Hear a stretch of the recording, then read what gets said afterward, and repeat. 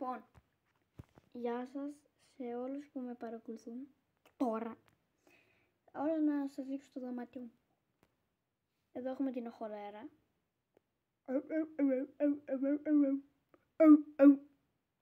Τέλος πάντων, εδώ έχουμε το γατί μου. Πες κάτι. Πολύ. Και γενικά αυτό είναι το δωμάτιό μου. Κοιτάξτε όλο. Όλο το δωμάτιο είναι αυτό. Και πέρα τα primes. Εννοείται, θα κάνουμε και μια ηλίθια συλλογή. Και εδώ όλο το βασίλειο από Lego.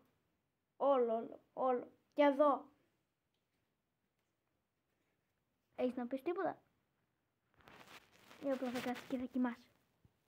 Ναι, κολόγατα. Λοιπόν, αυτό ήταν το δωμάτιο.